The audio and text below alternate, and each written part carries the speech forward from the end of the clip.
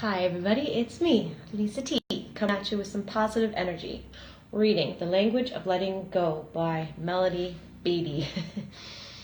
I think I might be having what do they call it?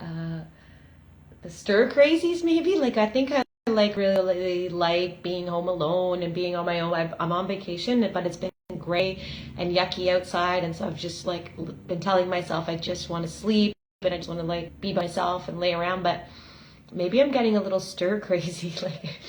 I'm almost getting a fear of going out into the world after a few days of being on my own. Anyway, so I'm sharing that just in case you can see it. I usually wear everything on my face, so in case you're like, Lisa doesn't seem like herself, that's why. I'm going out today though. The sun is shining and I'm going to take Gordy for a walk right now. I mean, I've been out, but not anyways, it's all good. So let's see what's happening today.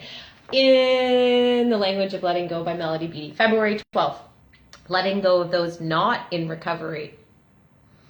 We can go forward with our life and recoveries, even though someone we love is not yet recovering.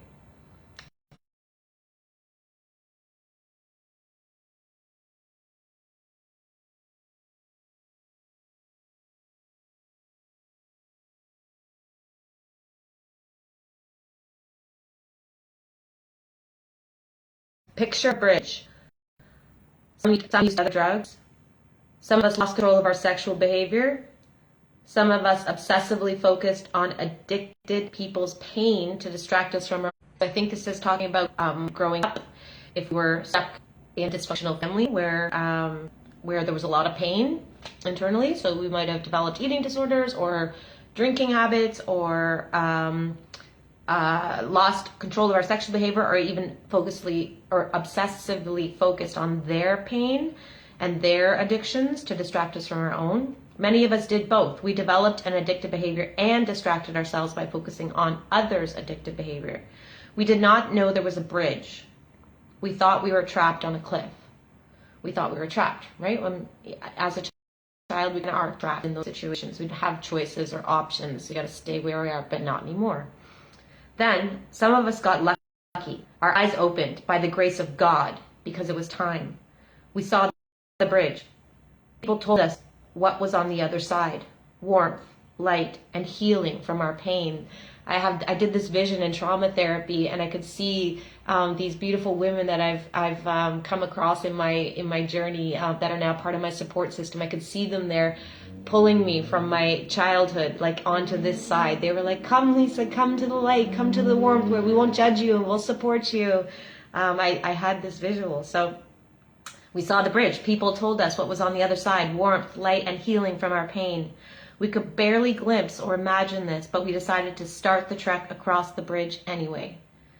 We tried to convince the people around us on the cliff that there was a bridge to a better place, but they wouldn't listen. I've done that in my life, trying to help people see the light, especially in toxic relationships I've stayed in because of my codependency, and because of my traumas. I was, seeking out of my wounds instead of out of my worth. And so, I've been there where I'm trying to convince there's a better place, but they wouldn't listen. They couldn't see it. They couldn't believe. They were not ready for the journey. So we decided to go alone because we believed, because people on the other side were cheering us on. I've said that to some friends just recently, literally those words I've said, thanks for being my cheerleader. That's how amazing my friends are. So they were not ready. People on the other side were cheering us onward. The closer we got to the other side, the more we could see and feel what we had been promised was real. There was light, warmth, healing, and love. The other side was a better place. But now there is a bridge between us and those on the other side. Sometimes we may be tempted to go back and drag them over with us, but it cannot be done. No one can be dragged or forced across this bridge. Each person must go at his or her own choice when the time is right for them. Some will come. Some will stay on the other side. The choice is not ours. We can love them and we can wave to them. We can holler back and forth. We can cheer them on as we have cheered at people, as others have cheered and encouraged us. but we cannot make them come over with us. You can drag the horse to water, but can't make them drink. Is that what they say, right? It is if our time has come to cross the bridge, or if we have already crossed and are standing in the light and warmth, we do not have to feel guilty. Don't feel guilty for your journey of healing. I've shared this in a bunch of videos a while back, where I almost felt guilty for like having recovery and enjoying my life. Guilty for the ones I've left behind. But we can't do that. No need for guilt. So, where is that? We do not have to feel guilty. It is where we are meant to be. Just know that right where you are in this moment is exactly where you're meant to be. We do not have to go back to the dark cliff because another's time has not yet come. The best thing we can do is stay in the light, because it reassures others that there is a better place. And if others ever do decide to cross the bridge, we will be there to cheer them on. Aww. Here's your prayer for today. Woo. Today, I will move forward with my life despite what others are doing or not doing.